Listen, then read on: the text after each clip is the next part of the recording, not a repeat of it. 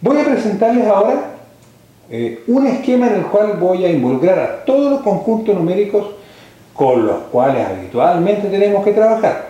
¿Desde dónde? Desde los números naturales hasta los números reales. Hay, por supuesto, otros conjuntos numéricos más allá de los números reales, pero que no vienen al caso mencionarlos ahora. Los detalles de cada uno de ellos hay que verlos en los videos siguientes o en las clases siguientes. Pero ahora veamos el esquema, cómo quedaría si involucramos los naturales, los cardinales, los enteros, los racionales, los irracionales y los reales. El esquema voy a tratar de hacer lo más claro posible. Acompáñenme, miren, veamos. El conjunto, no vamos a decir el más chiquitito, sino que vamos a decir el conjunto numérico con menos variedad de elementos, es el conjunto de los números naturales. Entonces, voy a ubicar aquí, por ejemplo, los números naturales. ¿Ve? Aquí están los números naturales. Ahí no olvidemos están los números 1, 2, 3, los que usamos para contar naturalmente. Miren qué fácil. Aquí al ladito de él, o no dentro de él, sino que ahora tenemos el conjunto formado por un solo elemento, el 0. Miren qué cosa más rara. En computación yo me he fijado que le hacen así, fíjese, pero suele confundirse con otro conjunto. Pero este de aquí es un 0. Es un 0, el conjunto formado por el elemento 0. Si estos dos conjuntos yo los reúno y hago que formen un solo conjunto, entonces estoy frente al conjunto de los números cardinales, que contempla entonces los números naturales junto con el 0. ¿Ve? Este conjunto entonces contiene a todos los números que usamos para contar, incluyendo el 0. Este conjunto de los cardinales y este conjunto de los naturales me permite hacer sumas y multiplicaciones y encontrarme con el resultado dentro de él. Pero ¿qué pasa si hago restas? Estas desaparecen sus resultados de este conjunto, puesto que no siempre el resultado queda dentro del conjunto. Por lo tanto, ahora voy a ubicar otro conjunto en el cual voy a incorporar las restas. Y ese conjunto es el conjunto de los números enteros, que contempla números positivos, números negativos y los naturales en general. Si que le podemos poner algunos numeritos, por ejemplo, aquí tenemos el número 5 negativo, el número 7 negativo, aquí tenemos de los naturales, tenemos por ejemplo el número 11, aquí de los cardinales tenemos el 0 que está ahí ubicado, ¿ves? Y conformamos entonces este superconjunto que abarca a los otros, ¿se dan cuenta? Bueno, aquí podemos efectuar sumas, restas, multiplicaciones, pero no podemos efectuar divisiones. En las divisiones tenemos que ser un poquito restrictivos, puesto que la división por 0 debemos descartarla. Pasando por ese punto, todas las otras divisiones es factible desarrollar. Entonces, ¿qué conjunto entonces incluiría? Fíjese que cada vez que surge un problema con encontrar una operación que no es factible hacer en un conjunto numérico, hay que crear otros elementos. Entonces aquí vamos a ubicar al conjunto de los números racionales.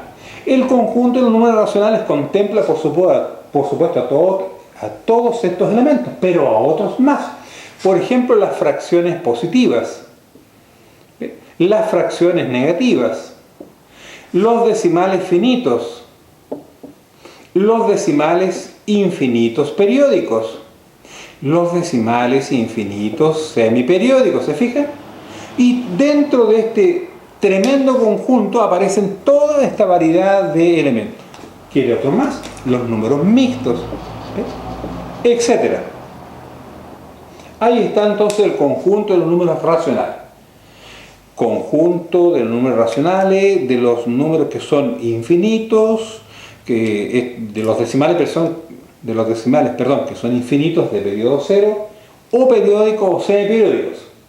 Pero aparte de este conjunto, y como absolutamente fuera de él, como que nada que ver con él, ¿se fija? Está el conjunto de los números irracionales. Este conjunto de los números racionales no tiene ningún contacto con el otro conjunto, ¿se fija? Estos elementos aquí no tienen nada que ver con él. O eres de aquí o eres de acá, pero no de ambos. Y aquí están las raíces inexactas, ¿ve? están los logaritmos de números cuyos resultados no son exactos. Está el número pi, están el número e, etc. Y todos los números que son decimales, que son infinitos y que no tienen periodo, no periódicos. ¿Se fijan? Aquí, en este conjunto, están esos elementos. Fíjese que este conjunto no tiene nada que ver con este, no se toca. Sin embargo, si yo reúno todos los elementos que están aquí, los racionales, con todos los irracionales, me encuentro con el pero ultra pulentísimo conjunto, que es el conjunto de los números reales, y que para poder establecer una idea con lo que acabo de anotar aquí, yo debería entonces englobar todo esto aquí, ¿ves? Todo esto que está aquí, todo esto que está aquí, todo, ¿ves? Todo bien, todo, ahí está. Todo eso que está ahí conformaría el conjunto de los números reales. Fuera de aquí están todos los números de los cuales, ¿no es cierto?, podemos trabajar. Entonces, cuando usted le diga sea Y un número real, usted no tendría por qué elegir un número en particular. Puede elegir cualquiera de los elementos que están aquí. ¿Se da cuenta? Pero fíjese en otro detalle.